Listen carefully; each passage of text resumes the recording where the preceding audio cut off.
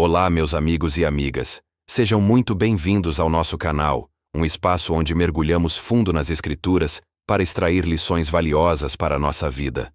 Hoje, vamos iniciar uma jornada incrível pelo livro de Provérbios, começando pelo capítulo 1. Este livro, atribuído em grande parte ao sábio rei Salomão, é um verdadeiro tesouro de conselhos práticos. Ele não foi escrito apenas para teólogos ou estudiosos, mas para todos nós. Para o jovem que busca direção, para o simples que precisa de prudência, e até para o sábio que deseja crescer ainda mais em conhecimento. O capítulo já começa definindo seu propósito: nos ensinar sabedoria e instrução, nos fazer entender palavras de prudência. Pense nisso por um momento. Quantas vezes tomamos decisões no calor da emoção e depois nos arrependemos? A sabedoria que Provérbios oferece é como um mapa para navegar pela vida, nos ajudando a cultivar a justiça, o juízo e a equidade em tudo o que fazemos. É um guia para viver bem, para construir relacionamentos saudáveis e para tomar decisões que nos honrem e honrem a Deus. Então, o texto nos dá a chave mestra, o ponto de partida para toda essa jornada.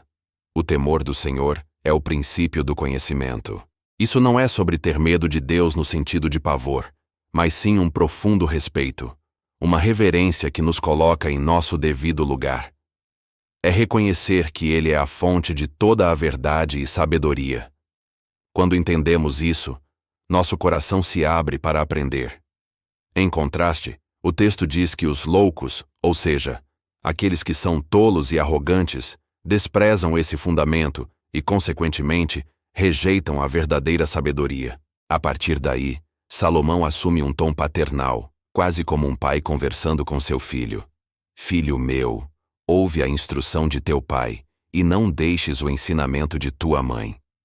Essa imagem é muito poderosa. A sabedoria não é algo que encontramos apenas em livros antigos. Ela começa em casa, com os valores e conselhos que recebemos daqueles que nos amam. Esses ensinamentos são descritos como um diadema gracioso e colares, ou seja, algo que nos adorna, que nos embeleza e nos dá dignidade. Valorizar a sabedoria familiar é o primeiro passo para construir uma vida sólida. Agora, o capítulo muda de tom e nos dá um alerta muito sério e muito atual. Salomão nos adverte sobre as más companhias. Filho meu, se os pecadores procuram te atrair com agrados, não aceites. Ele descreve vividamente como essas pessoas podem nos tentar. Elas prometem ganhos fáceis, aventura, riqueza rápida, dizendo: vem conosco, vamos encher nossas casas de despojos, teremos todos uma só bolsa.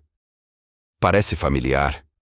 Quantas vezes não somos tentados por propostas que prometem atalhos para o sucesso, mesmo que isso signifique comprometer nossos valores? A sedução do ganho ilícito, da violência disfarçada de poder, é uma armadilha antiga.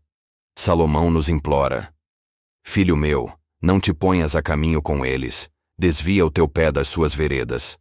Por quê? Porque o caminho deles leva à destruição. É interessante como ele usa a metáfora de uma rede estendida à vista de uma ave. A ave vê a armadilha e foge.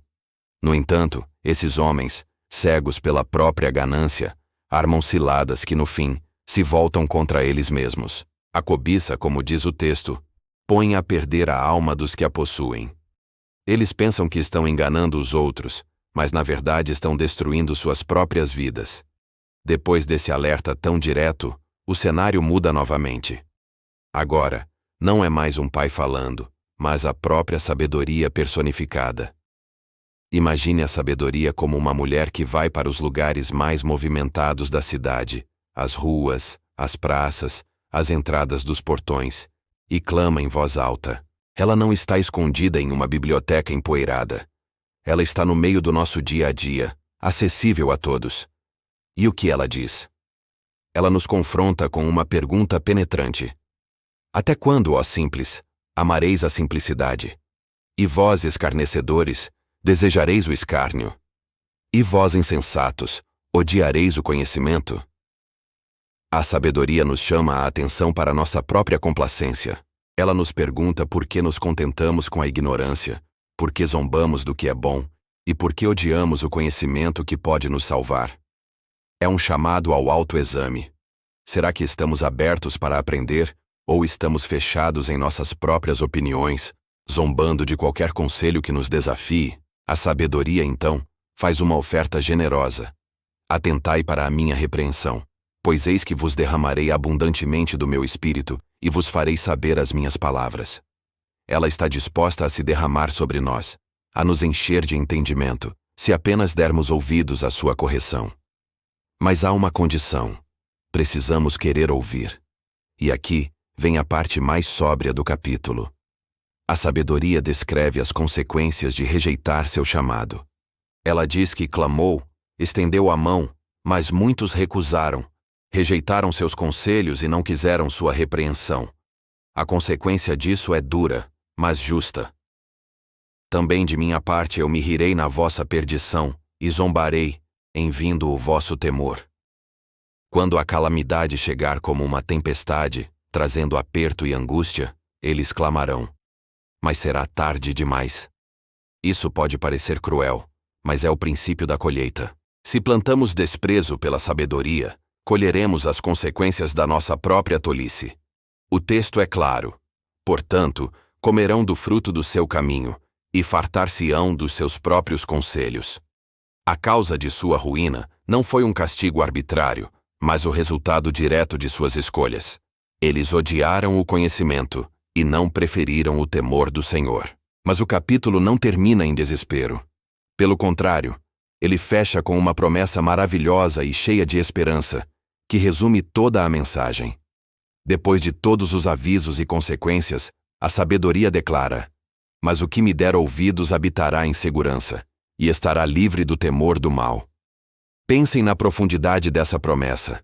Em um mundo cheio de incertezas, de medos, de ansiedade sobre o futuro, a sabedoria nos oferece um refúgio. Ouvir a voz da sabedoria, que, como vimos, começa com o temor do Senhor, nos leva a um lugar de segurança. Não uma segurança que nos isenta de problemas, mas uma paz interior, uma confiança que nos livra do medo paralisante do mal. Viver sabiamente é viver em paz. É construir nossa casa sobre a rocha. E assim, Provérbios 1 nos apresenta dois caminhos claros. O caminho da tolice, da ganância e da zombaria, que leva à destruição. E o caminho da sabedoria, da humildade e da obediência, que leva à segurança e à vida. A escolha, como sempre, é nossa. A sabedoria continua clamando nas ruas. A questão é: nós vamos parar para ouvir? Muito obrigado por me acompanharem nesta reflexão. Espero que essa mensagem tenha tocado seu coração.